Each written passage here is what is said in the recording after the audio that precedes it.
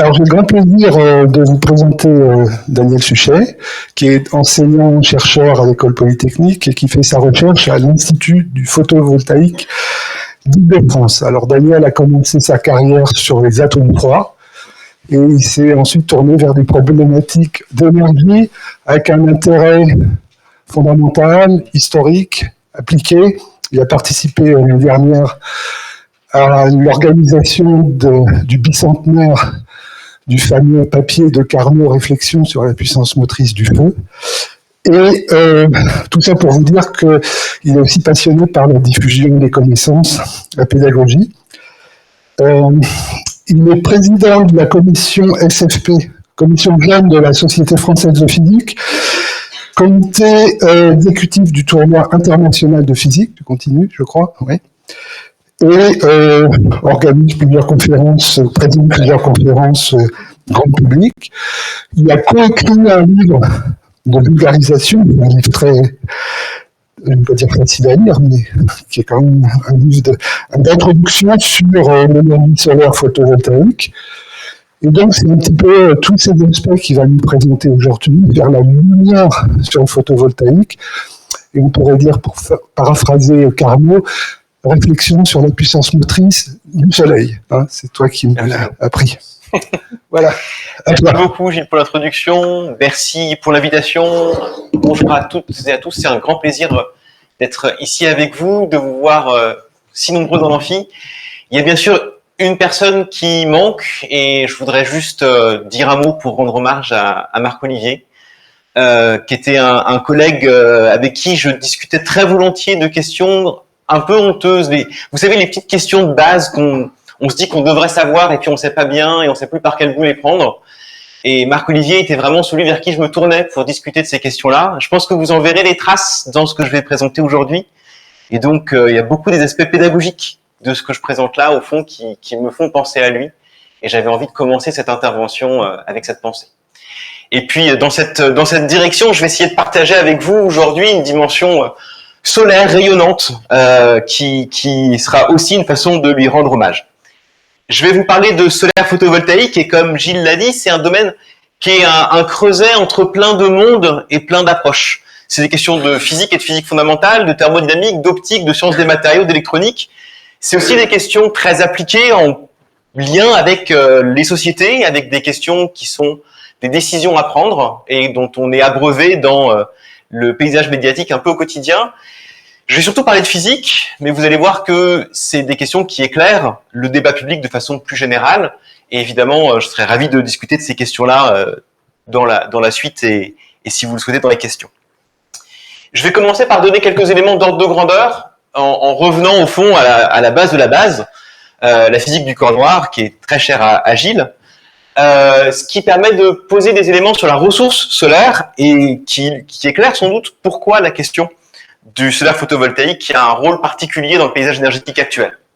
Je vais ensuite beaucoup vous parler de thermodynamique du photovoltaïque et effectivement de réflexion sur la puissance motrice du soleil, c'est-à-dire de comment est-ce qu'on fait pour transformer cette source de chaleur en puissance électrique, en puissance motrice, aurait dit Carnot.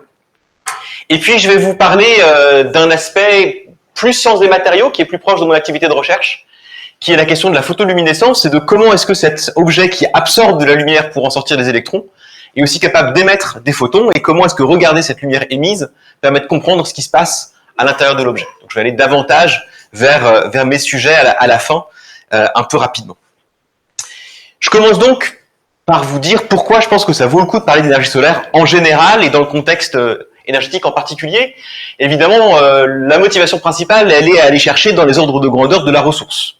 Alors si vous voulez quantifier la ressource solaire, il faut revenir au début du XXe siècle, et discuter en termes de loi du corps noir. Au fond, l'origine du photovoltaïque, c'est la loi de Planck, et donc le photovoltaïque partage des origines communes avec la mécanique quantique. Je dois à Gilles d'être rentré dans les détails de ce papier, le papier de Planck, le premier où il a l'intuition de ce qui va devenir cette équation-ci, là, si vous faites confiance aux gens qui déroulent l'équation à partir de là, vous la réécrivez sous la forme bien connue de la loi de Planck, et ce faisant, vous faites apparaître une constante qui, un peu plus tard, deviendra la constante Z, la constante H de Planck. Et je souligne juste ici cette note de bas de page que je trouve délicieuse.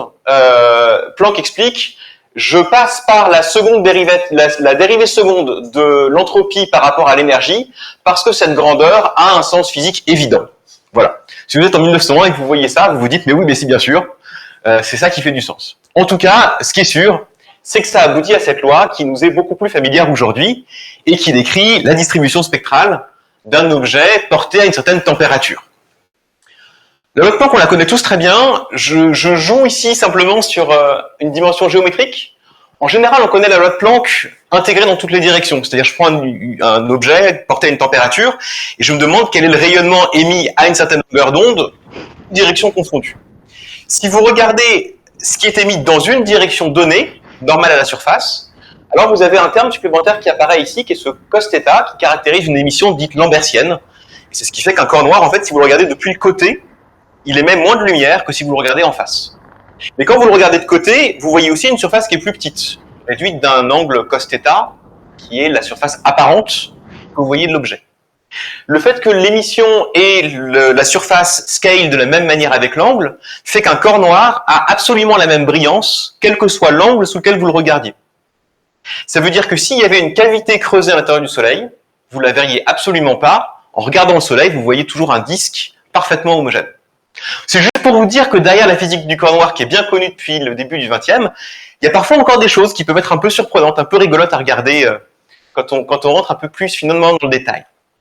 Si maintenant ce qui vous intéresse, c'est pas ce qui est émis à une longueur d'onde donnée, mais ce qui est émis comme puissance dans une certaine direction, dans une certaine ouverture angulaire, alors il faut intégrer sur toutes les longueurs d'onde, sur toutes les énergies, et puis il faut intégrer sur tous les angles de l'ouverture qui vous intéresse, et vous retrouvez ici l'émission du corps noir dans une direction donnée. Et puis maintenant, ce qui vous intéresse, c'est pas ce que vous émettez, mais ce que vous recevez. Alors il faut vous mettre à la position du receveur, regardez ce que vous récupérez de la part de chaque élément du corps qui brille vers vous.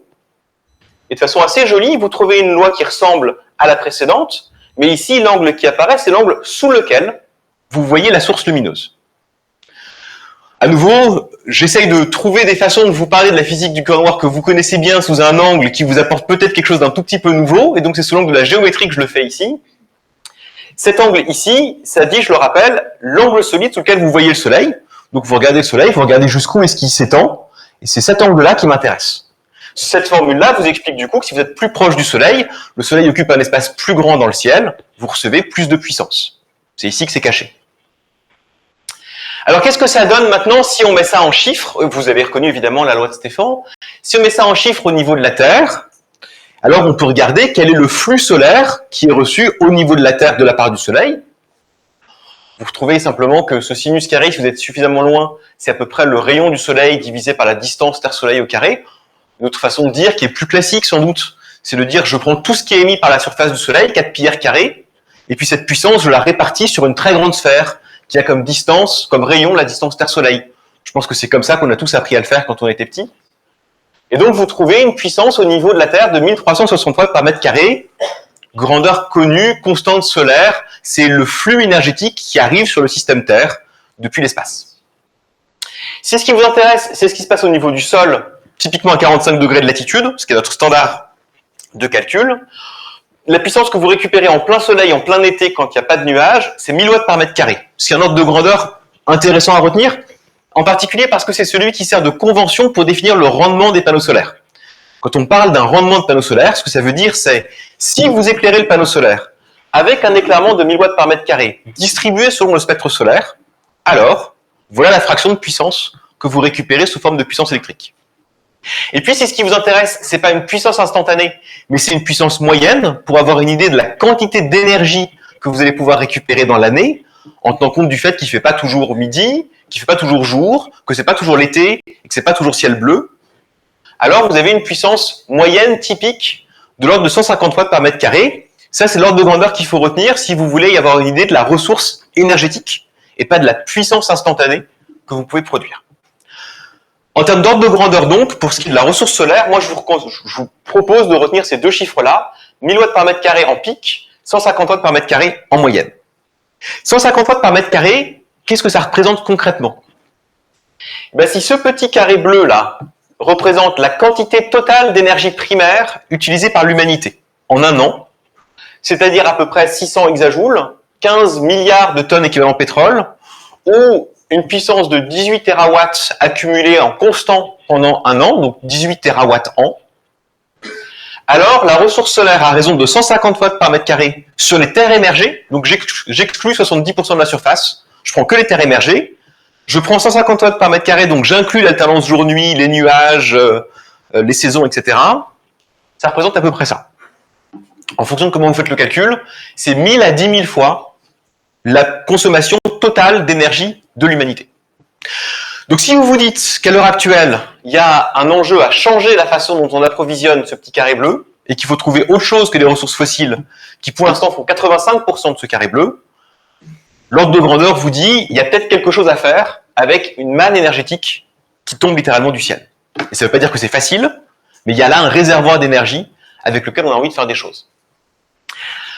Faire des choses avec cette énergie, il y a plusieurs stratégies. Le solaire photovoltaïque a un certain nombre d'avantages. C'est une technologie qui est directe. Il n'y a pas besoin d'intermédiaire. On ne passe pas par des hautes températures en particulier. Je vais y revenir. C'est une technologie qui est modulaire. C'est-à-dire que c'est le même objet que vous en installiez 2 sur un toit ou 20 hectares sur une installation de plein sol. Ça veut dire que vous bénéficiez des courbes d'apprentissage de l'un pour l'autre. C'est une technologie qui ne nécessite pas de pièces mobiles, qui ne nécessite pas de carburant, qui est assez facile à mettre en œuvre. En réalité, c'est la seule technologie de production d'énergie qui est accessible directement à une échelle citoyenne, individuelle. Je pense que même avec le développement des SMR, on n'imagine pas avoir un petit SMR sur son toit. Un peu difficile. Alors que la perspective d'avoir accès à une source de production d'énergie avec du photovoltaïque, c'est envisageable. Ces éléments-là font, à mon avis, expliquent en partie la croissance spectaculaire du photovoltaïque depuis une trentaine d'années. Ça, c'est la quantité totale d'énergie produite par le photovoltaïque dans le monde depuis les années 90. Ici, c'est la même chose en échelle log. On peut tracer une droite raisonnable au travers de ces points. Une exponentielle sur 30 ans, c'est pas mal. Et ce qui permet ce développement et ce qui est permis par ce développement, c'est aussi la baisse des coûts de production, des coûts de fabrication des panneaux solaires. Dans les années 70, fabriquer un panneau, ça vous coûtait à peu près $100 par watt crête. Ça veut dire quoi? Vous fabriquez un panneau, vous le mettez sous une illumination de 1000 watts par mètre carré, vous regardez combien de watts il a produit, et vous faites le ratio entre le nombre de watts que le panneau fabrique et le coût qui vous a coûté à produire. À l'époque, ça coûtait à peu près $100 du watt crête. Dans les années 2020, on est plutôt autour de 20 à 10 centimes de dollars du watt crête. Autrement dit, c'est une diminution d'un facteur 1000 sur le prix de production. Et ce que vous dit l'évolution très rapide de ces courbes, c'est à quel point c'est un domaine sur lequel ça vaut le coup de rester à jour si vous voulez dire des choses. Quand vous entendez des gens qui parlent du photovoltaïque avec des chiffres qui ont 15 ans, il y a 15 ans, c'était une réalité industrielle très différente de ce que c'est maintenant. Il faut quand même remettre un tout petit peu cette perspective d'évolution extrêmement dynamique en regard du contexte énergétique un peu plus global. Cette croissance exponentielle, là, elle permet au photovoltaïque de passer de rien du tout à pas grand-chose dans la production d'électricité mondiale. En 2024, on était à peu près, alors mes chiffres c'est 2022, en 2024, on était en 2023, on était au double de la production ici, à peu près 2600 TWh, et on était à peu près à 7% de la consommation électrique mondiale l'année dernière. Ça ici, ça représente la façon qu'on a de s'approvisionner en électricité dans le monde. Vous voyez qu'on reste très largement dominé par le charbon et par le gaz dans la production. Et puis, il faut toujours aussi faire ce pas de côté, de se rappeler que quand on parle énergie, on ramène trop souvent l'électricité, mais il faut se rappeler que l'électricité, c'est à peu près 20% de ce qu'on consomme au niveau de la consommation finale de l'humanité. Autrement dit, une croissance exponentielle qui a permis de passer de pas grand-chose à 2%, 1% ou 2% de ce qu'on consomme comme énergie aujourd'hui, alors que le potentiel, c'est de fournir 1000 fois ce qu'on consomme comme énergie aujourd'hui. Ça, c'est juste pour mettre cette dynamique exponentielle en regard du chemin qui reste à parcourir. Ok ? Je vais pas aller beaucoup plus loin sur la partie technologie de l'énergie au sens énergétique. Si vous n'avez pas envie de creuser cette question, je vous donne juste une référence qui est une initiative académique qui nous rassemble depuis quelques années avec des collègues qui s'appelle Solaire PV. C'est disponible en ligne gratuitement, ça s'appelle solarepv.fr. Ça prend la forme d'un guide, d'une espèce de FAQ des questions qu'on croise souvent sur le photovoltaïque. Et puis depuis hier, on a une BD. Alors, on est très content. On a passé un peu plus d'1 an à préparer cette BD. Et voilà, c'est l'idée d'essayer d'avoir un apport académique, un débat public, en mobilisant des collègues qui vont du doctorant à l'éméritat, avec à chaque fois des éléments sourcés, évidemment, sur le PV. Je vais rentrer maintenant dans ce que c'est qu'une cellule solaire à proprement parler. J'ai parlé de la ressource, de ce qui nous arrive dessus, ok, et comment est-ce qu'on fait pour le convertir, cette chose-là? Qu'est-ce que c'est qu'un panneau solaire? Un panneau solaire, c'est une chose très différente en fonction d'à qui vous parlez. Si vous parlez à quelqu'un qui fait de la thermodynamique, fondamentalement, un panneau solaire, c'est un convertisseur qui convertit de la chaleur apportée sous forme de radiation en une puissance, c'est-à-dire un travail. Et puis, parce que c'est de la radiation, il y a un peu des règles en plus qui viennent s'ajouter, on en reparlera. Si vous parlez à quelqu'un qui fait des semi-conducteurs, essentiellement une cellule solaire, c'est une jonction, soit une homojonction, une jonction PN, typiquement pour le silicium, parfois une hétérojonction, qui va permettre de séparer des charges photogénérées. Si vous parlez à des collègues plutôt du côté electrical engineering, une cellule solaire fondamentalement, c'est une photodiode, c'est un générateur de courant alimenté par le soleil, et puis un système rectificateur qui permet d'avoir un courant et une production de tension. Si vous parlez aux collègues de sciences des matériaux, c'est un empilement de couches, et il s'agit de trouver les bons procédés, les bonnes épaisseurs, les bons matériaux, les bonnes architectures, les bonnes interfaces, pour faire en sorte que ça fonctionne le mieux possible. Du côté industriel, c'est un objet qu'il s'agit de réussir à produire en grande quantité à un coût compétitif, et du point de vue du réseau électrique, c'est un truc qui arrive de manière massive en ce moment sur le réseau, et qui a une courbe de charge très particulière, qui décale la consommation, qui fait qu'on aimerait bien réussir à décaler la consommation. Bref, ce même objet, il peut être vu de plein de points de vue différents, et au fond, c'est ce qui est sympa dans le domaine, c'est qu'on est amené assez régulièrement à changer les perspectives. Moi, dans le temps qui me reste aujourd'hui avec vous, je vais surtout vous parler de ces 4 perspectives-là, et en fait, je vais beaucoup vous parler de thermo. Donc, vous avez une ressource qui vient du soleil, en masse, et vous essayez d'en faire de la puissance électrique. On a déjà discuté de la loi de Planck, qui est un deuxième outil indispensable dans la trousse à outils, et c'est la loi de Kirchhoff. C'est le principe qui dit fondamentalement, tout ce qui monte doit redescendre, tout ce qui absorbe, tout ce qui peut absorber de la lumière, en émet nécessairement.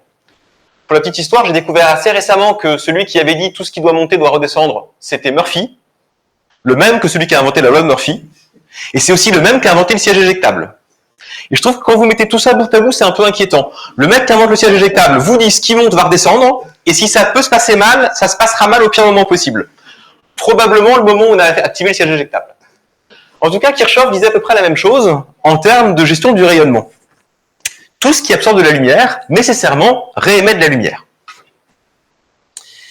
Donc, ça veut dire que si vous avez un absorbeur ici qui absorbe de la lumière du soleil, alors nécessairement, cet absorbeur réémet lui-même un rayonnement thermique.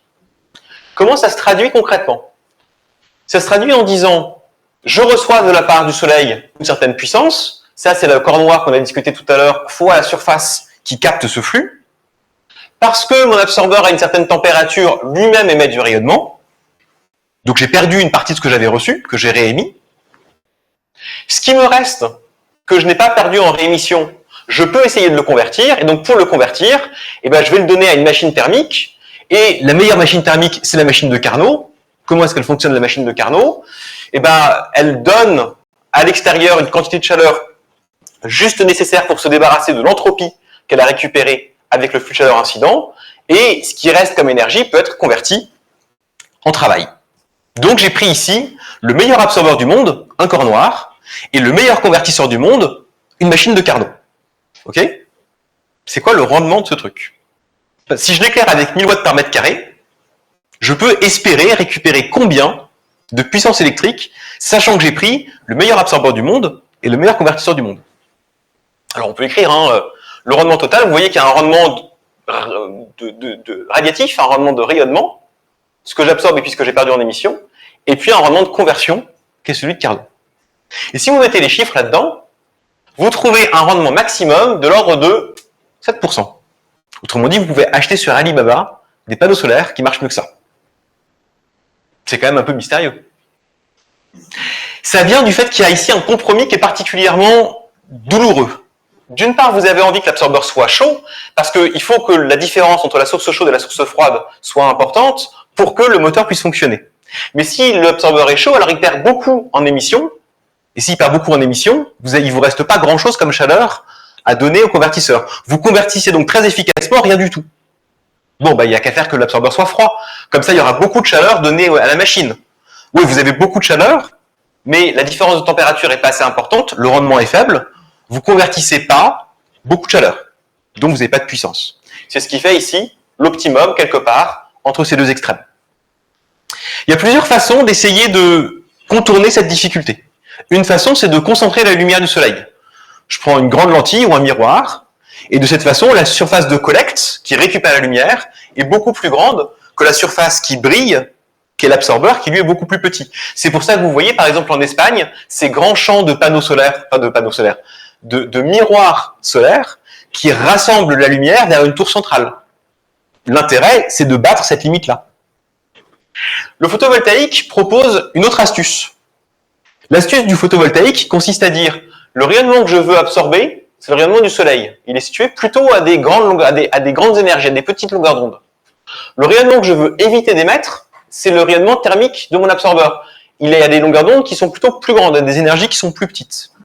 Kirchhoff me dit que je dois absorber, si je veux absorber, il faut que j'émette. Mais c'est vrai longueur d'onde par longueur d'onde. Si vous regardez ici, vous pouvez vous dire que les longueurs d'onde que vous êtes intéressés pour absorber, c'est pas celles que vous craignez au niveau de l'émission, et les longueurs d'onde que vous voulez éviter d'émettre, c'est pas celles qui vous intéressent pour l'absorption. L'astuce, c'est donc d'avoir un système qui va absorber et émettre, mais tant pis, les photons de haute énergie, et qui va ne pas émettre, et du coup ne pas absorber, mais tant pis, les photons de basse énergie. Il vous faut donc un système qui est capable de faire un filtrage spectral, qui absorbe très bien les hautes énergies, et qui absorbe pas du tout les basses énergies. Qu'est-ce qu'il vous faut? Il vous faut un semi-conducteur. Et ce que j'aime bien avec cette approche-là, c'est que plutôt que de partir d'un semi-conducteur et de vous dire je prends un semi-conducteur et je me rends compte que ça fonctionne comme une cellule solaire, ça vous dit qu'il y a une raison d'ordre thermodynamique et radiative qui impose le choix de ces matériaux. Alors j'ai le spectre du soleil, ça c'était ma première partie, et j'ai mon semi-conducteur, c'est ce à quoi je suis arrivé. Comment je fais pour convertir la lumière du soleil en puissance électrique avec ce système? Première explication avec les mains. Si j'envoie un photon de plus basse énergie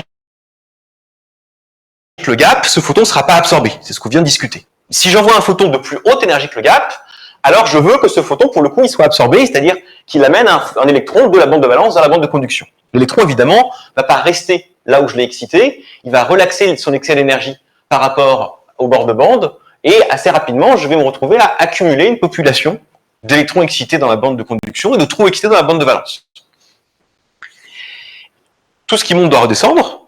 Ces électrons excités vont finir par se désexciter en réémettant des photons. C'est ça l'émission radiative non nulle de mon semi-conducteur. Ce que j'aimerais bien, c'est que les électrons restent excités le plus longtemps possible. Je ne vais pas pouvoir les empêcher complètement de se désexciter, mais je peux essayer de retirer tous les canaux parasites qui vont accélérer cette recombinaison. La troisième chose que je veux, c'est être capable de déplacer ces électrons. S'ils restent dans le bulk du matériau où ils ont été générés, ils ne me servent pas à grand chose. Donc j'ai besoin que les électrons bougent, j'ai besoin de mobilité. Et le dernier élément, c'est que j'ai besoin que cette mobilité, elle se fasse dans une direction. Si j'ai autant d'électrons qui vont dans un sens que d'électrons qui vont dans l'autre, le courant total sera nul. J'ai besoin d'une façon ou d'une autre de briser une symétrie. De dire où est le pôle positif, le pôle négatif de ma photopile. Autrement dit, il n'y a jamais un matériau photovoltaïque. C'est forcément un dispositif. Si vous prenez juste un matériau, pourquoi est-ce qu'il y aura une tension comme ça ou une tension comme ça? Et si vous ne brisez pas de symétrie, il n'y a aucune raison d'avoir une tension nette. J'aime bien ce petit modèle parce qu'il met en évidence les 4 fonctions dont vous avez besoin dans tout dispositif photovoltaïque. De l'absorption optique, de la mobilité, du temps de vie et de la sélectivité. Et toutes les technologies que vous pouvez imaginer mettent ça en œuvre. Si je prends maintenant une approche un peu moins cartoon et que je regarde l'architecture d'une cellule réelle, c'est celle que vous avez eue dans les mains tout à l'heure. C'est un objet comme ça. On peut comprendre le fonctionnement et le design de cet objet à partir des 4 critères qu'on a établis ici. Cet objet, c'est du silicium. Je vous dirai pourquoi dans une slide. Le silicium, c'est un mauvais absorbeur optique parce qu'il a un gap indirect. Comment est-ce que vous faites pour réussir à absorber de la lumière avec un truc qui absorbe pas bien? ben vous en mettez une grosse épaisseur. C'est pour ça que votre cellule fait 100 microns d'épais. Parce que c'est un mauvais absorbeur. Et si vous utilisez des technologies qui absorbent mieux, vous faites des cellules qui sont plus fines. Par ailleurs, vous mettez en surface une couche anti-reflet pour que la lumière arrive à rentrer dans le dispositif. Si la lumière est réfléchie sur l'interface air-matériau, vous n'allez pas réussir à la convertir. C'est pour ça que la cellule a l'air bleutée. Ça, c'est la couche anti-reflet. Vous voulez avoir un temps de vie qui est bon, donc vous allez passiver les interfaces. C'est pour ça que vous avez ici une couche d'oxyde de silicium qui empêche les porteurs photogénérés d'aller se recombiner un peu trop vite près du métal, etc., etc., etc. Vous pouvez analyser les architectures de n'importe quelle cellule solaire en vous demandant, compte tenu des forces et des faiblesses du matériau, comment est-ce qu'on a conçu l'architecture pour réussir à remplir ce cahier des charges. La deuxième chose que j'aime beaucoup avec ce petit modèle, c'est qu'il va me permettre de vous expliquer typiquement pourquoi est-ce qu'on a utilisé du silicium pour faire des cellules solaires. Ici aussi, c'est une affaire de compromis. Combien d'électrons est-ce que je récupère de ce dispositif par seconde? Et bien, au mieux, chaque photon que j'ai absorbé est devenu un électron que je peux essayer d'extraire. Combien de photons est-ce que j'absorbe par seconde? Autant de photons que ceux qui sont au-dessus du gap et qui arrivent sur le dispositif. Donc, le courant que je peux générer, c'est l'intégrale du spectre du corps noir pour toutes les énergies au-dessus du gap. Combien d'énergie est-ce que chacun de ces électrons me donne? Et ben, au départ, l'électron il est dans la bande de conduction, à la fin, il est dans la bande de valence. L'énergie que j'ai récupérée, c'est l'énergie du gap. Donc, la puissance que je récupère, c'est le nombre d'électrons que je récupère par seconde fois l'énergie de chaque électron. Ouais? Et bien, on retrouve exactement le même genre de compromis que ce qu'on discutait tout à l'heure. Qu'est-ce qui se passe si le gap est très petit? Si j'ai un petit gap, je vais absorber tout le spectre solaire. Je vais avoir un très grand flux ici, ça va être très bien. Par contre, chaque électron me donne rien du tout. J'ai pas de tension, j'ai pas de puissance. Bon, bah, j'ai qu'à avoir un gap qui est très grand. Oui, mais ça marche pas non plus. Maintenant, j'ai beaucoup d'énergie par électron, mais j'ai pas d'électrons générés par seconde. Donc, j'ai un compromis quelque part entre les deux. Et si vous regardez où se situe ce compromis en fonction du gap du matériau, c'est un compromis autour de 1 électron-volt de gap, et ça vous fait un rendement optimum. Oubliez le 44 ici, je vais vous expliquer que le modèle n'est pas bon. Ça fait un rendement qui est de l'ordre de 30%. Vous perdez à peu près un tiers parce que vous n'absorbez pas les photons de trop basse énergie. Vous perdez à peu près un tiers parce que vous ne récupérez que l'énergie du gap sur les photons de plus haute énergie. Voilà pourquoi on utilise des matériaux dans cette région de gap. Alors je vous ai dit que le modèle n'était pas très bon. En fait, ce modèle, il a deux ingrédients. Le nombre d'électrons que je récupère par seconde et l'énergie que je récupère par électron. Et chacun de ces deux ingrédients, tels que je vous les ai présentés, est faux. C'est pas de bol. C'est faux parce que, en réalité, il faut que je mette mes slides un petit peu mieux. En réalité, ce qui m'intéresse, c'est pas combien d'électrons j'ai généré, c'est quel est le courant que j'arrive à sortir. Tous les électrons que je génère ne sont pas les électrons que j'extrais. Pourquoi? Parce qu'il y en a certains qui recombinent. Là, j'ai complètement négligé les recombinaisons. Et puis d'autre part, c'est vrai que l'énergie que je récupère pour chaque électron, c'est le gap. Mais c'est pas l'énergie que je récupère par électron qui m'intéresse. Réfléchissez en thermodynamique, c'est le travail qui m'intéresse, pas l'énergie. Juste la partie de travail. La chaleur que je récupère avec l'électron ne m'intéresse pas. Donc si je veux raffiner mon modèle, il me faut deux améliorations. D'abord, il faut que je tienne compte du fait qu'il y a des recombinaisons, et donc que la génération, c'est pas juste le courant, ou le courant, c'est pas juste la génération. Le courant, c'est la génération moins la recombinaison. Et puis d'autre part, quand je récupère l'énergie du gap, dans cette énergie, il y a du travail que j'appelle la tension, il y a de la chaleur qui ne m'intéresse pas. Donc, il faut que j'estime combien de porteurs recombinent par seconde, et il faut que j'estime combien de travail je peux récupérer. Il y a une clé qui répond à ces deux questions à la fois. D'un point de vue de physique, la clé, c'est la population en équilibre. D'un point de vue formalisme, l'outil pratique pour l'attraper, c'est la notion de potentiel chimique. Je vais passer un tout petit peu vite, je vais vous donner les résultats en une slide. Par rapport à la première question, combien d'électrons recombinent par seconde? Pour attraper ce truc-là, je pense que c'est intéressant de regarder la question d'un point de vue de chimie. Une recombinaison, c'est une réaction chimique entre un électron et un trou. Ça, c'est une réaction chimique très simple. Électron plus trou donne photon. Et puis dans l'autre sens, photon donne électron plus trou. C'est quoi la cinétique de cette réaction? Combien de fois cette réaction a lieu par seconde? Si vous le réfléchissez en termes de cinétique chimique, c'est très facile, c'est proportionnel à la concentration des réactifs. Et ça, en physique des semi-conducteurs, on dit que c'est le produit du nombre d'électrons et du nombre de trous. En fait, c'est juste de la cinétique. C'est une loi d'action de masse. La deuxième question est un tout petit peu plus compliquée. Combien de travail est-ce que je récupère quand je fais cette transformation? Pour trouver cette question-là, en fait, il faut calculer combien d'entropie change, de combien d'entropie change quand je prends un électron de la bande de conduction et que je le remets dans la bande de valence. En fait, quand je retire un électron de la bande de conduction et que je le remets dans la bande de valence, j'ai diminué l'entropie de mon système. Comment est-ce qu'un système peut perdre de l'entropie? Il y a une seule façon pour qu'il perde de l'entropie, il a dû donner de la chaleur. Et donc je peux calculer la quantité minimum de chaleur qu'il a dû donner, c'est la quantité nécessaire pour se débarrasser de l'entropie qui a disparu entre l'état initial et l'état final. Et si vous faites ça, vous trouvez que la tension aux bornes de la cellule, c'est-à-dire la quantité de travail que vous récupérez quand vous faites cette transformation, dépend du produit NP, c'est-à-dire de la population en équilibre. Et si vous mettez ces deux trucs-là ensemble, vous retrouvez une caractéristique courant-tension typique d'une cellule solaire, et un système qui vous dit, si je regarde combien de courant je sors de la cellule, ça me dit combien de tension je peux essayer de récupérer aux bornes. Et ça, maintenant, vous pouvez vraiment le lire d'un point de vue de thermodynamique, en vous disant, qu'est-ce qui se passe ici? Là, c'est le point où je n'extrais pas les électrons de la cellule. C'est donc la position, le point d'opération où j'ai le plus de population en équilibre, donc c'est là où j'ai le plus de tension. Mais évidemment, comme j'extrais pas de courant, j'ai pas de puissance. Alors je vais commencer à retirer les électrons de la cellule. Au départ, je suis prudent. J'extrais quelques électrons par seconde. Ça change pas trop la population. La tension reste élevée et je commence à avoir un peu de courant qui se construit. Et puis si je deviens gourmand, alors je me mets à retirer les électrons à un rythme qui ressemble au taux de génération. À chaque fois qu'un électron apparaît, je le retire. À ce moment-là, ma population stationnaire, ma population hors d'équilibre est de plus en plus réduite. À la limite où j'extrais les électrons aussi vite qu'ils sont générés, la population stationnaire dans mon dispositif, c'est comme si ma cellule était au noir. J'ai pas de tension. J'ai un courant maximum, j'ai pas de tension, j'ai pas de puissance. C'est encore une affaire de compromis. Il y avait une question? Oui, c'est beaucoup de la thermodynamique, mais c'est hors équilibre. Oui. Comment on peut utiliser la thermodynamique en étant très hors équilibre? En fait, on n'est pas très hors d'équilibre. On considère typiquement que les interactions entre les électrons dans la bande de conduction, elles sont suffisamment rapides pour que cette population-là forme une population quasi-thermale que je définis avec une température et un potentiel chimique. Et donc j'ai un potentiel chimique pour cette population, j'ai un potentiel chimique pour cette population, et là où je sens que c'est hors d'équilibre, c'est que ces potentiels chimiques ne sont pas équilibrés l'un avec l'autre. Et donc en fait, je suis juste à un pas de distance de l'équilibre. C'est le traitement habituel, on va dire.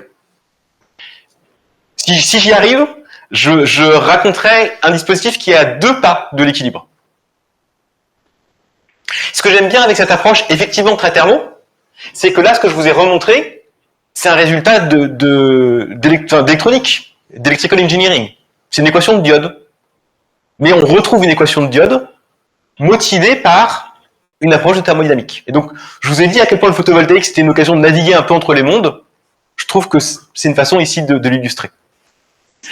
Alors, quand on fait ce calcul-là, on est passé de ce que je vous ai montré tout à l'heure à un modèle qui est un peu plus raffiné. Il y a toujours une partie qui n'est pas absorbée. Il y a toujours une partie d'énergie qui est perdue dans la relaxation de l'électron jusqu'au bord de bande. Vous voyez qu'il y a aussi une partie qui est perdue par les recombinaisons, ici par rayonnement. Il y a une partie que j'extrais, mais c'est sous forme de chaleur, donc ça ne m'intéresse pas pour la conversion. Et je peux récupérer une partie en puissance, en travail. Et c'est ici la valeur de 30% que j'évoquais précédemment. Les points que je montre, ce sont les résultats expérimentaux obtenus en laboratoire, c'est les cellules championnes des différentes technologies. Et vous voyez plusieurs choses, vous voyez qu'elles sont toutes dans la gamme autour de 1 électronvolt. C'est logique, vous comprenez que c'est le compromis entre l'absorption et la thermalisation. Vous voyez qu'elles sont toutes en dessous de la limite théorique, ça veut dire que le modèle est bon, c'est rassurant. Mais vous voyez qu'elles sont plus très très loin de la limite.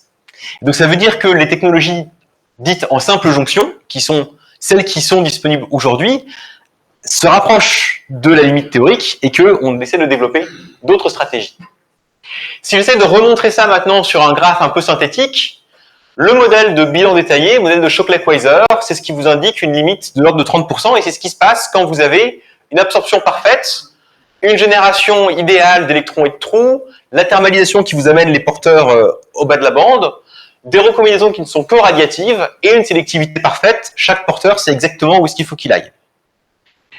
Dans la pratique, évidemment, vous ne faites pas tout ça parfaitement et donc vous êtes un tout petit peu en dessous, mais à peine. Et quand vous produisez ça en masse pour en faire des terawatts installés dans le monde, vous faites des panneaux commerciaux qui sont à 20-22% de rendement aujourd'hui facilement disponibles. Et puis évidemment, la question c'est comment est-ce qu'on fait pour aller au-delà de cette limite, ou au moins remonter le plafond pour avoir davantage de marge de progression. Il y a plusieurs stratégies qui sont possibles. Celle qui marche aujourd'hui, ça consiste essentiellement à connecter en série plusieurs matériaux avec plusieurs gaps, de façon à avoir un premier matériau avec un grand gap qui va convertir efficacement les photons de haute énergie, et puis laisser passer les autres, et plutôt que de les perdre, vous les convertissez avec un deuxième matériau juste derrière, qu'un gap plus petit. Il ne serait pas adapté pour les photons de haute énergie, mais c'est pas grave, ces photons ont déjà été convertis, et par contre, ils gèrent bien les photons de plus basse énergie. C'est ce qu'on appelle une cellule tandem. Et puis vous pouvez faire ça en 3-4 étapes. Le record du monde, il est obtenu pour une multijonction. Aujourd'hui, c'est en 4 multijonctions, qui fait à peu près 47% de rendement. Puis évidemment, vous pouvez vous demander, mais qu'est-ce qui se passe si j'ai une continuité de gap depuis l'infini jusqu'à 0? Et dans ces cas-là, le mieux que vous puissiez obtenir est de l'ordre de 86% de rendement.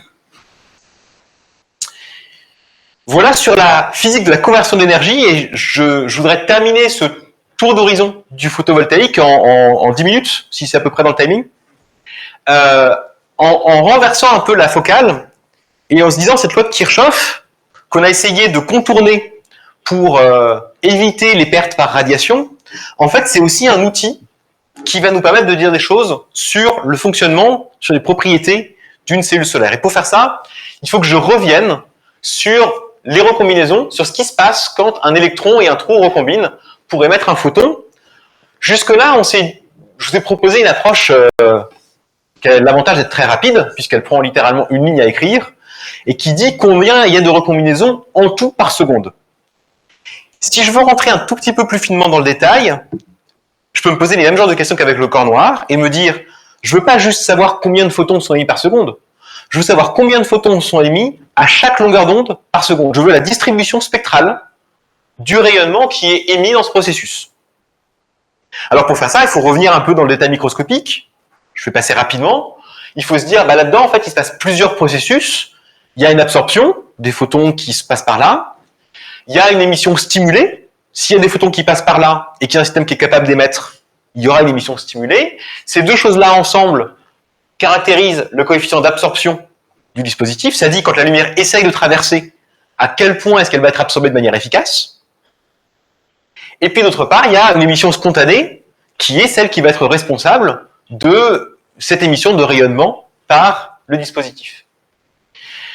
Quand on travaille, la façon de démontrer ce truc-là, c'est de revenir aux règles d'ordre de Fermi pour établir les procédés microscopiques. Vous pouvez regarder dans les émissions spontanées quel est le nombre d'émissions spontanées qui émettent des photons à une énergie donnée. Et vous retrouvez une loi qui vous rappelle sans doute quelque chose, puisque ça ressemble furieusement à la loi de Planck.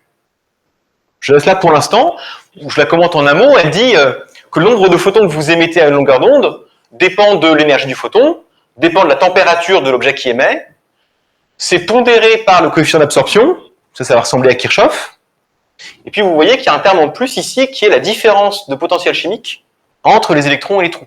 Et on retrouve le fait que c'est un quasi-équilibre thermodynamique. Ça, c'est ce qui est émis dans une unité de volume au sein du matériau. Maintenant, si ce qui m'intéresse, c'est pas ce qui est émis dans le matériau, mais ce que le matériau brille vers l'extérieur, alors il faut que cette émission-là, j'intègre sa propagation dans le matériau jusqu'à l'extérieur. Donc, il y a un peu d'optique à rajouter dans le modèle. Et si vous faites ça, vous vous retrouvez avec une expression qui prend cette forme-là, qui s'appelle la loi de Planck généralisée, qui vous donne une distribution spectrale, qui est, ça ici, c'est Beer-Lambert, c'est l'absorptivité dans Beer-Lambert. Donc c'est exactement la loi de Kirchhoff. C'est un rayonnement qui est pondéré par l'absorptivité, ce que j'émets dépend de ce que je suis capable d'absorber, qui ressemble à un rayonnement de corps noir, mais qui est amplifié par la différence des potentiels chimiques entre les électrons et les trous. Et juste pour faire le lien entre cette expression-ci et la première que je vous ai donnée, si vous considérez que vous êtes à des énergies qui sont importantes et avec des populations qui sont faiblement hors d'équilibre, autrement dit delta mu est petit, alors vous pouvez négliger ici le moins 1, vous pouvez sortir le delta mu de l'exponentielle, et vous retrouvez un truc qui prend cette forme-là, exponentielle delta mu sur kt, c'est le produit NP. Donc en fait, cette formule-là, pour des petites excitations, elle vous redonne ce qu'on avait intuité plus tôt. Je rezoome un tout petit peu sur cette formule. Cette formule, c'est donc une loi de Planck avec un potentiel chimique positif pour la radiation. Et en fait, ce potentiel chimique positif vous dit simplement, vous êtes à un quasi-équilibre entre des réactifs et des produits. À quel moment se fait cet équilibre? Il se fait quand le potentiel chimique de l'un égale le potentiel chimique de l'autre. Ce que vous retrouvez ici. Donc, si je regarde à quoi ça ressemble, c'est une baseline qui ressemble au corps noir de la loi de Planck, qui est pondérée par l'émissivité. Mon absorbeur n'émet pas, et donc n'absorbe pas, donc n'émet pas aux basses énergies, et puis il va émettre très très bien aux hautes énergies. Et donc si je multiplie la loi de Planck, alors la loi de Planck ici, à basse température, évidemment elle est piquée très très loin là-bas, donc très très basse d'énergie. Ici je suis juste dans la queue de la distribution de la loi de Planck, que je multiplie par ce profil d'absorptivité, et que j'amplifie par le potentiel chimique. Plus j'ai une population en équilibre importante, plus ça brille. Comment ça se traduit en termes de photoluminescence? Eh bien, ça se traduit par le fait de dire, je prends mon dispositif qui au départ est dans le noir, j'ai un peu de population, quand je l'éclaire, je crée une population en équilibre qui est plus importante, et parce que j'ai une population en équilibre qui est plus importante, c'est-à-dire un delta mu qui est plus important, mon système va se mettre à briller davantage de lumière. Alors ça, je vous propose de vous le montrer en direct. J'ai ici un petit bout de cellule solaire. En fait, vous le voyez mieux quand je le mettrai à la caméra. C'est un petit bout de cellule solaire, c'est un 3,5, c'est de l'INGAS. C'est un échantillon qui a été fabriqué au Fraunhofer ISE, et c'est une cellule qui a une très bonne qualité radiative, donc il y a peu de pertes non radiatives, et qui a un gap dans le visible. Donc si je l'éclaire avec une lumière verte, qui est celle que j'ai à la main, vous voyez la luminescence de l'échantillon. Vous voyez que ça se met à briller en rouge. Pourquoi en rouge? Parce que c'est le gap du matériau. Donc ça, c'est typiquement de la photoluminescence visible à l'œil nu. Ce truc, ces photons qui sont émis, à nouveau, c'est une perte pour la conversion, mais en termes d'outils d'analyse, c'est extrêmement précieux. Je voudrais juste vous donner 3 illustrations rapides pour finir cette présentation. La première chose, c'est que si vous regardez la quantité totale de lumière qui est émise par cet échantillon, c'est-à-dire que vous intégrez spectralement la distribution, ça vous donne une idée de la quantité de porteurs excités qu'il y a dans l'échantillon. Autrement dit, vous êtes capable d'avoir une idée de la quantité de la population en équilibre en regardant la quantité de luminescence qui est émise. Vous prenez un échantillon, vous l'éclairez, il brille, vous collectez cette lumière, vous mesurez l'intensité émise, le nombre de photons émis, et si vous avez une idée de la qualité radiative de l'échantillon, vous savez combien il y avait de porteurs à l'intérieur. Ça vous permet de faire des caractéristiques courant tension sur des cellules solaires, sans avoir besoin de les toucher, sans avoir besoin de prendre des contacts. Vous savez combien vous illuminez, donc vous savez combien de courant vous pouvez espérer récupérer. Vous mesurez une tension, vous mesurez un splitting des niveaux de Fermi, en mesurant l'intensité de la luminescence qui est émise. Donc vous pouvez faire des mesures électriques sans contact, purement optique. Une autre illustration dans la distribution spectrale consiste à regarder l'émission à basse énergie, proche ou juste en dessous du gap. Et ça permet de dire des choses sur la présence de défauts dans l'échantillon. On connaît la forme attendue du coefficient d'absorption. Et donc, en remontant à la forme du coefficient d'absorption, vous pouvez comprendre qu'est-ce qui se passe pour le matériau. Et vous voyez ici la déviation entre un profil avec une densité de défaut donnée et puis ce qui se passe ici à très basse énergie. Je passe un tout petit peu vite. À plus haute énergie, là où l'absorption est à peu près constante, vous avez accès à une autre information qui est la baseline de corps noir de la distribution, et en particulier une estimation de la température des porteurs dans cette distribution. Jusque-là, je vous ai raconté des choses comme si les électrons étaient revenus à température ambiante. Ils avaient dissipé leur excès d'énergie, ils formaient une distribution augmentée en population, mais à température ambiante. Il y a une perspective de conversion à haut rendement qui imagine qu'est-ce qui se passe si les porteurs forment une distribution, certes thermale, mais à une température plus élevée que la température ambiante. C'est ça le deuxième pas par rapport à l'équilibre dont je parlais tout à l'heure. Maintenant, mes électrons, non seulement ils sont plus nombreux que dans le noir, mais en plus, ils sont à une température plus élevée que leur environnement. Et si vous faites ça, vous pouvez montrer que vous pouvez espérer avoir une augmentation de la tension de la cellule qui dépend de l'écart de température entre les électrons et leur environnement. Mais comment vous faites pour savoir la température des électrons? Vous ne pouvez pas mettre un thermomètre. Le thermomètre, il mesure la température du réseau, pas la température des électrons. Ce qui vous intéresse, c'est précisément les électrons qui ne sont pas à l'équilibre avec le réseau. Une façon de faire de la thermométrie, c'est de l'optique. C'est de regarder la distribution spectrale de la luminescence émise par les porteurs quand ils recombinent et d'en déduire la température de la distribution. Qualitativement, plus votre température est élevée, plus vous êtes susceptible d'avoir des électrons à haute énergie, et ces électrons à plus haute énergie peuvent émettre des photons de plus haute énergie. Donc vous allez voir un décalage dans la distribution spectrale de la lumière émise. Et on est capable comme ça de mesurer les températures. Ça, c'est les spectres de luminescence à différentes intensités d'excitation. Plus vous tapez fort, plus vous arrivez à avoir des électrons qui sont chauds. Le trait que vous voyez dessus, c'est le fit de ces spectres, dont on estime la température, et ça permet d'avoir des températures qui sont très élevées par rapport à la température du réseau. Pour l'instant, passer de ça à avoir une cellule solaire qui a des bons rendements, on n'y est pas encore. Mais c'est du coup là qu'il y a des choses rigolotes à faire.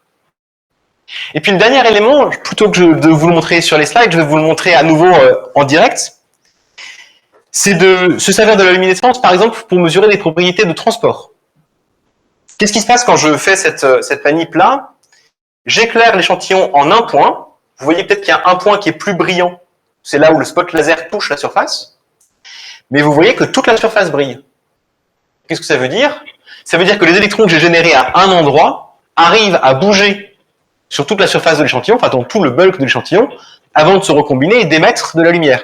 Autrement dit, vous avez une idée de la distance sur laquelle les porteurs arrivent à voyager avant de recombiner. Et si vous regardez bien, en fait, il y a une zone qui ne brille pas quand j'éclaire. Est-ce que vous arrivez à voir? Ouais. Vous voyez qu'il y a une bande noire qui reste noire. Pourquoi est-ce qu'elle reste noire? Il y a deux raisons possibles. Soit parce que les électrons n'arrivent pas à aller jusque là-bas, il y a quelque chose qui les bloque. Soit parce que ce bout du matériau-là est de très mauvaise qualité, et que du coup, quand les électrons arrivent là, ils recombinent sans émettre de lumière. Si j'illumine cette bande spécifiquement, vous voyez qu'elle, elle brille, et le reste ne brille pas. Autrement dit, le problème, c'est pas la qualité du matériau, le rendement radiatif, il est toujours là, c'est vraiment une question de transport. Les électrons, quand ils sont d'un côté, ne peuvent pas aller de l'autre. Il y a entre les deux une barrière qui n'est pas facile à voir à l'œil nu et que vous sondez en regardant la luminescence. Alors évidemment, l'illustration ici, elle est assez simple, mais elle illustre une possibilité pour faire des mesures de transport avec de l'optique. Et ce que je montre là, c'est le travail d'un doctorant qui a soutenu il y a 1 an, qui faisait des mesures de coefficient thermoélectrique en regardant le transport couplé de porteurs et de chaleur au sein du dispositif. Voilà, ça conclut ce que j'avais envie de vous raconter sur le solaire. Je suis parti des ordres de grandeur de la loi de Planck pour motiver cette recherche à la fois sous l'angle des questions de physique qu'elle soulève, mais aussi de l'importance croissante qu'elle a dans les questions de société. J'ai parlé de thermodynamique de la conversion en montrant que c'était pas si évident de réussir à convertir la chaleur du soleil en puissance et en travail, et qu'il fallait trouver un peu des astuces, parce que sinon, avec un corps noir et une machine de Carnot, on était un peu bloqué. Une façon de faire les choses, c'est avec un semi-conducteur, pour des raisons optiques, et je vous ai introduit le modèle standard du photovoltaïque qui vous permet de comprendre qu'il vous faut 4 choses: absorption, temps de vie, mobilité, sélectivité, qu'avec ces 4 choses-là, vous avez un compromis sur le gap qui est optimum autour de 1 électron-volt, ce qui fait le choix des matériaux. Et pour ces choix de matériaux, vous pouvez espérer avoir un rendement qui est de l'ordre de 30%. Et puis, quand on rentre un peu dans le détail, on se rend compte que des choses qui apparaissent comme des pertes, par exemple, la quantité d'énergie perdue par rayonnement par le dispositif, certes, c'est des pertes, mais de toute façon, on ne peut rien y faire. En revanche, c'est aussi des clés d'accès pour comprendre ce qui se passe et que rentrer là-dedans nécessite une compréhension un peu fine de la physique des processus microscopiques qui ont lieu dans l'interaction de la matière dans le matériau. Je termine en vous remettant ces références-là. Le guide solaire PV sur les questions plus générales, le livre que Gilles m'a fait l'amitié de citer sur une introduction à la physique vraiment de la conversion de l'énergie solaire et des contraintes sur les matériaux pour faire de l'énergie solaire. Et puis cet ouvrage collectif à l'occasion des 200 ans de Carnot, qui est davantage sur la perspective thermodynamique que j'ai évoquée avec vous. Merci beaucoup.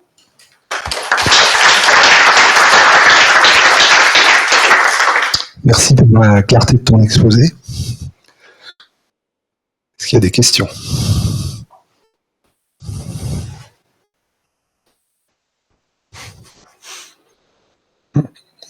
Je commence. Vas-y. Tu as dit qu'avec les multijonctions, on peut dépasser cette limite de Shockley jusqu'à 80%. Donc là, je sais pas, c'est... Oui, absolument. On peut rêver. Ma question, c'est, comme dans tout ce que tu as montré, il y a toujours un compromis à faire. Et là, le compromis, est-ce que c'est pas le coût de fabrication de ces structures certainement très sophistiquées? Alors, absolument, bien sûr. Aujourd'hui, les cellules multijonctions existent sur le marché. Elles existent comme objet commercialisable pour les applications spatiales, qui sont typiquement les installations où le coût d'une cellule solaire par rapport à une mission, on s'en fiche. Par contre, s'assurer que chaque mètre carré qu'on envoie dans l'espace est utilisé le mieux possible, ça vaut le coup. Donc on fait des multijonctions 3,5, essentiellement des 3,5 parfois sur germanium pour ces applications-là. Sur les applications terrestres, alors, ce passage entre l'espace et la Terre, c'est un mouvement assez récurrent dans l'histoire du photovoltaïque. La première application du photovoltaïque, c'est l'espace. Et c'est le tout premier satellite, Vanguard, qui a été envoyé avec des panneaux solaires, qui ont permis au satellite de durer bien plus longtemps que les piles chimiques qui étaient embarquées avec. Sur les applications terrestres, le focus pour l'instant se fait sur des stratégies tandem, donc 2 cellules ensemble, une base de silicium. Le silicium aujourd'hui, c'est 97% du marché. Donc quand vous voyez un panneau solaire, si vous ne savez pas quoi dire, vous pouvez toujours dire que c'est du silicium. A priori, vous avez raison. L'avantage du silicium, c'est que c'est très facile à produire, c'est une technologie qui est très mature, enfin très facile à produire. On sait très bien le produire, c'est une technologie qui est très mature, qui est très avancée. L'idée, c'est de venir rajouter au-dessus du silicium un autre matériau qui viendrait en tandem avec le silicium. Et un focus important, aujourd'hui, c'est les perovskites pour faire ce tandem-là. Effectivement, les difficultés, elles sont d'ordre optique. Il faut matcher correctement les gaps. Il faut que ce soit bien transparent entre les cellules. Il y a des difficultés électriques, il y a des propriétés mécaniques dans le stack pour s'assurer qu'il n'y a pas de dislocation qui se mette en place, et la question des coûts de production qui viennent en plus de tout ça. Peut-être encore un tout dernier élément, mais j'aime bien parce que ça fait justement le lien entre ces questions plus techniques et des questions d'application. C'est sur le compromis qu'il y a entre faire une cellule qui coûte plus cher et faire une cellule qui marche plus efficacement. Alors, question pour vous. Vous avez 2 options. Option 1, vous pouvez acheter sur le marché aujourd'hui un panneau à 20% de rendement, 20 centimes du watt. Ok ? Option 2, moi je peux vous donner gratuitement un panneau à 10% de rendement. Dans une logique économique. Je parle pas des logiques écolo qui disent s'il y a un panneau qui est ancien, peut-être ça vaut le coup de l'utiliser. Un truc purement économique. Court-termiste, donc. Laquelle des 2 solutions vous préférez? Un panneau qui marche mieux et que vous payez plus cher, ou un panneau gratuit qui marche moins bien? Et en fait, la réponse est, ça dépend. Ça, c'est pareil, vous jouez safe. Ça dépend de ce que vous allez devoir payer d'autre. Parce que vous ne devez pas juste payer le panneau.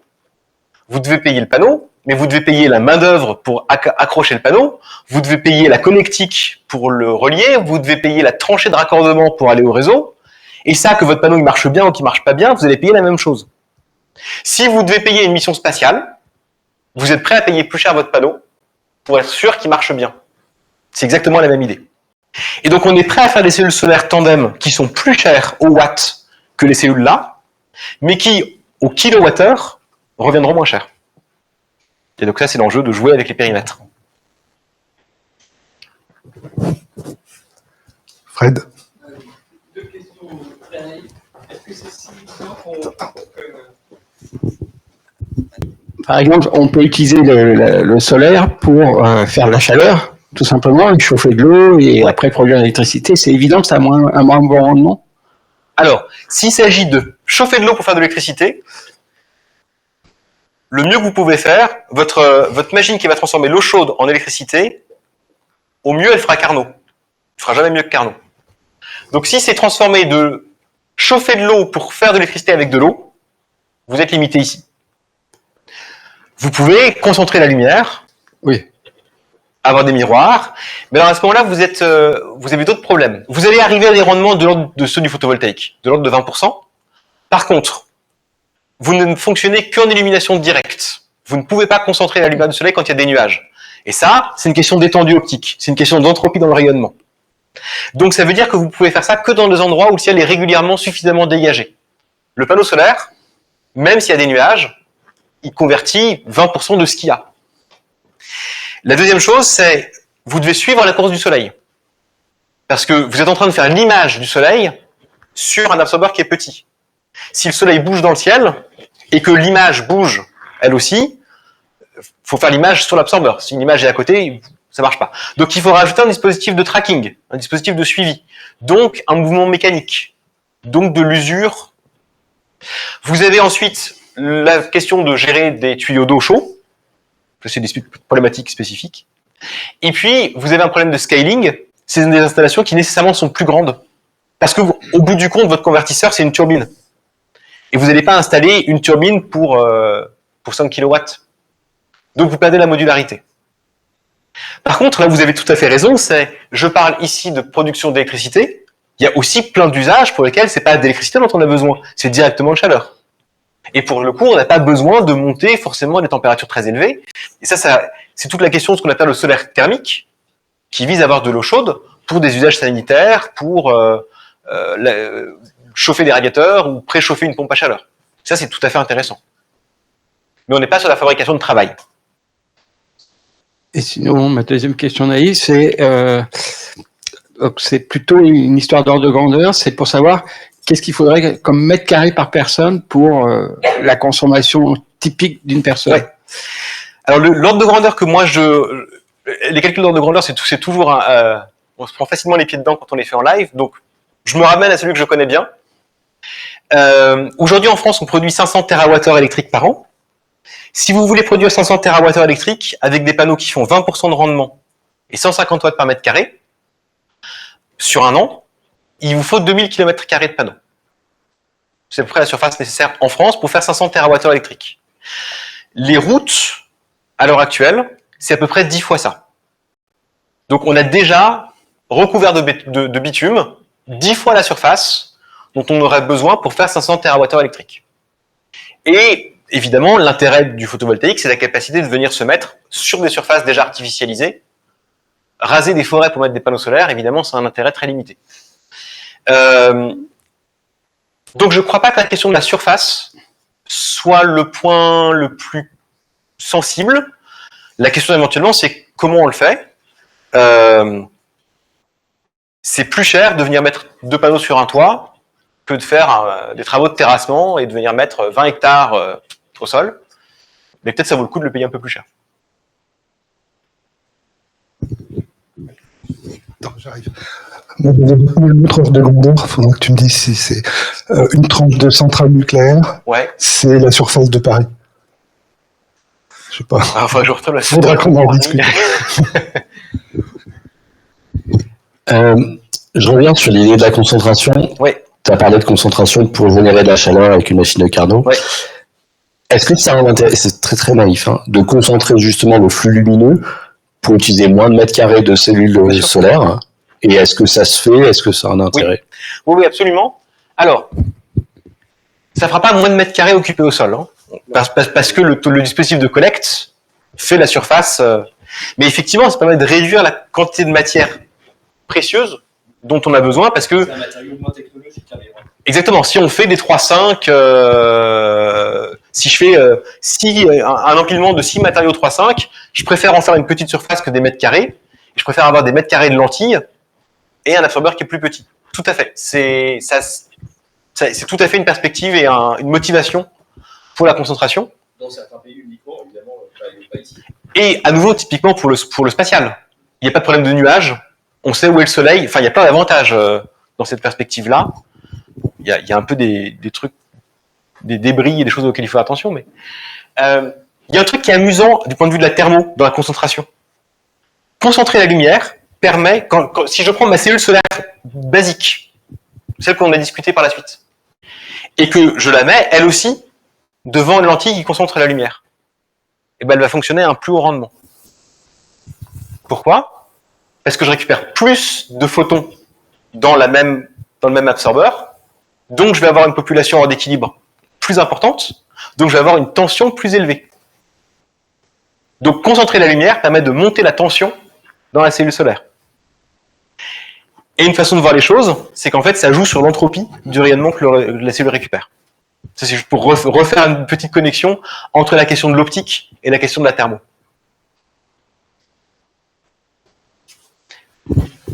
Oui. Si le rendement est meilleur. Oui. Si le rendement est meilleur, pourquoi on ne fait pas ça sur toutes les cellules photovoltaïques qui existent sur le marché? Oui. Parce que ça ne fonctionne qu'avec de la lumière directe. Parce qu'il faut rajouter un tracker. Essentiellement. Et parce que du coup, vous avez un coût de fabrication qui est plus élevé pour un gain qui n'est pas forcément compensé, pour le coup. Merci pour votre exposé. J'ai cru comprendre qu'il y avait aussi de la recherche pour des panneaux photovoltaïques transparents. J'imagine que dans ce cas-là, il faut utiliser des matériaux avec un gap pas dans le visible. Et où est-ce que ça se place en termes de rendement, etc. Ouais, très bien, merci beaucoup. Il y a plusieurs façons de faire des panneaux transparents. La première façon, ça consiste à utiliser des panneaux parfaitement opaques, mais que vous espacez suffisamment les uns des autres. Et donc, quand vous regardez d'un peu loin, et en fonction de quelle transparence vous voulez, il faut se mettre plus ou moins loin, ça fait un truc qui a l'air quasiment transparent. L'avantage, là aussi c'est un truc qui est un peu récurrent. Assez régulièrement, il y a des technologies qui arrivent en disant « Nous, on va faire des trucs que le silicium ne peut pas faire. On est flexible, on est transparent, on est intégré au bâtiment. » Et en fait, souvent le silicium trouve des façons de faire. Par exemple, on va faire des tout petits morceaux de silicium suffisamment espacés les uns des autres. Et du coup, sur une vitre comme ça, je vais perdre 30% de la lumière, mais je vais convertir le reste. Ça, c'est une première stratégie. Vous voyez qu'en termes de physique, ça ne va pas chercher très loin. En fait, c'est exactement la même chose et c'est dans la conception du dispositif que ça marche. Vous avez tout à fait raison. Une autre option, c'est d'aller chercher des matériaux qui ont des gaps plus grands et donc qui vont être davantage transparents pour la lumière. Mais à ce moment-là, vous prenez la courbe. Vous êtes exactement dans le cadre de ce que j'ai présenté. Ces panneaux solaires-là, ils fonctionnent exactement comme des panneaux conventionnels, avec des gaps qui sont grands. Et donc, vous voyez que vous pouvez au maximum espérer récupérer de l'ordre de 20%, si tout se passe très très bien. En général, c'est des matériaux dans lesquels vous voyez que le GAS, là, il est sur la courbe, quoi. Vous savez faire aussi la limite théorique. Quand vous êtes par ici, non seulement la limite est plus basse, mais en plus vous êtes plus loin de la courbe. Vous êtes plutôt par là. Pour moi, il y a un enjeu important à motiver les développements technologiques avec les motivations qui sont réalistes derrière. Quand on fait du photovoltaïque transparent pour des vitres, vous avez des objets du coup qui sont verticaux, donc pas tournés vers le soleil, pas orientés vers le soleil, et avec des contraintes optiques supplémentaires qui font que vous ne pouvez pas avoir un rendement élevé. Il ne faut pas prétendre que le but c'est de générer des térawattheures. Pour le coup, il n'y a pas suffisamment de surface de vitre dans le monde pour faire des térawattheures avec cette stratégie-là. Ça peut apporter des contributions limitées en termes de solutions énergétiques. Ça peut nourrir de la recherche, ça peut nourrir de l'innovation, ça peut nourrir une diversité industrielle. Et ça, je pense que ça vaut le coup. Il y a toujours le risque d'essayer de vendre ce qu'on fait en disant c'est ça qui va sauver les dauphins et faire plein de choses formidables. Et je pense qu'il faut éviter ce risque-là. Encore une question. Merci pour l'exposé. Je reviens sur votre comparaison entre la surface des routes et la surface nécessaire en France. Et un problème au Portugal et en Espagne, c'est que maintenant on voit des champs énormes de panneaux photovoltaïques. Oui. Et les gens là au milieu dans les villages n'aiment pas trop parce qu'ils sont maintenant entourés d'un truc gris. Et pourquoi, c'est quoi les raisons économiques qui nous amènent à faire ces champs géants au lieu de les mettre à côté des routes pour pas avoir du soleil sur nos voitures? Oui, bien sûr. Vous avez raison, l'enjeu il est purement économique. C'est plus facile de faire un grand chantier. Si vous voulez installer cette quantité de panneaux, c'est plus facile de faire un grand chantier, vous faites un truc bien plat, vous mettez les panneaux et vous faites un raccordement, que d'imaginer répartir ça sur des surfaces très grandes, en plus en termes de gardiennage, en termes d'entretien, en termes de ceci, en termes de cela. La conclusion de ce truc-là, c'est que, c'est pas une surprise, la technologie seule ne nous sauvera pas tous. La question c'est comment est-ce que... Je peux tout à fait imaginer que qu'avoir des panneaux solaires à côté de soi, on trouve pas forcément ça super chouette, on n'a pas envie d'avoir ça sur le toit de la maison, ou dans... Mais bon, en fait, c'est la question de not in my backyard de façon générale. De toute façon, notre système énergétique a des conséquences et des coûts, et la question c'est, parmi ces coûts, lesquels est-ce qu'on est prêt à accepter? Si on se dit que le changement climatique n'est pas un coût qu'on est prêt à accepter, je crois pas qu'on se le dise, mais ce serait bien qu'on se le dise, alors il y a d'autres coûts qu'il faut accepter. Mais les accepter, ça veut dire être capable d'en discuter et de le choisir vraiment. Et souvent, le problème dans des projets comme ça, c'est que c'est des projets qui arrivent parachutés, d'opérateurs qui n'ont pas particulièrement d'attache dans la région, qui font ce truc-là et puis qui après vont aller voir ailleurs, avec des gens qui, eux, vont continuer à vivre avec ça pendant 30 ans. Et donc là, c'est tout l'aspect social qui va avec, et qui est indispensable, pour le coup, dans les perspectives de transition énergétique. Ouais, t'as dit, quand t'as parlé de la BD, là, t'as dit il faut mobiliser du doctorant à l'émérite, Oui, absolument. mais aussi aux politiques. Bien sûr.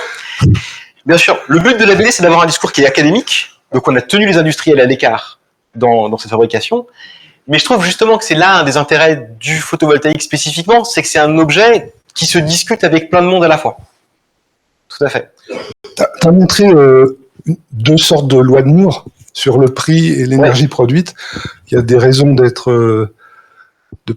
continuer les courbes, de continuer les droites en log. Alors, je vais montrer ça. Bon, alors, sur la quantité d'énergie qui est produite, c'est une exponentielle, mais vous avez vu que c'est une exponentielle qui passe de zéro à pas beaucoup, quoi. Et on sait qu'il faut se méfier de l'extrapolation des exponentielles. On sait aussi, c'est assez intéressant de voir dans l'histoire de ces 30 dernières années, à quel point cette dynamique-là n'a pas été anticipée. On a passé son temps à dire non mais le photovoltaïque, ça fera jamais que l'épaisseur du trait, quoi. Et manifestement, année après année, c'est une dynamique qui a été surprenante. Pour ce qui est de la diminution des coûts, en fait, ce qu'il faut voir, c'est que on est arrivé à un niveau où les acteurs industriels continuent de se battre pour la moindre fraction de centime sur l'achat de la cellule, mais pour le consommateur final, ça change plus rien. À cause de ce que j'ai évoqué tout à l'heure. Aujourd'hui, la fabrication du module, 10 centimes, 20 centimes du watt, sur une installation de grande taille, c'est 30% du prix de l'installation. 70%, c'est le terrassement, le raccordement, etc. L'installation, c'est un tiers du prix de production. La production, c'est un tiers de votre facture EDF, votre fournisseur, au bout du compte. Donc le prix de la cellule, peut-être qu'il peut continuer de descendre, mais en fait, c'est plus l'indicateur pertinent en réalité. Allez, une dernière question. Merci encore pour la présentation. Une question, enfin plutôt un axe qui n'a pas du tout été abordé, c'est par rapport au coût énergétique de production d'un panneau, est-ce qu'à un moment donné, au cours de sa vie, il a atteint ce coût ou est-ce que c'est perdu? Merci. Fabriquer un panneau solaire coûte de l'énergie, puis il en produit à son tour. Le retour énergétique, le temps de retour énergétique pour installer un panneau produit en Chine, produit n'importe où, en fait, il coûte à peu près la même énergie à produire que vous le fassiez, mais de toute façon, vous le faites en Chine, et installé en France, c'est un peu moins de 1 an, aujourd'hui. La durée de vie du panneau, c'est 25 ans. C'est-à-dire qu'au bout de 25 ans, votre panneau que vous avez acheté à 20% de rendement, il est passé à 16. 16-17. C'est les pertes garanties par le fabricant. S'il fait moins que ça, vous êtes en droit de râler. Mais ça, c'est le retour énergétique du panneau. Ça n'inclut pas l'onduleur, ça n'inclut pas l'énergie nécessaire à faire le raccordement, et puis ça n'inclut pas les modifications éventuelles que vous devez apporter au réseau. Est-ce que vous devez rajouter des batteries? Est-ce que vous devez rajouter ceci, cela? Là, je tiens compte juste du périmètre du panneau seul. En termes de retour énergétique, le panneau, il est très largement positif. Bien, eh bien, merci beaucoup pour Merci encore. cette exposé et cette discussion.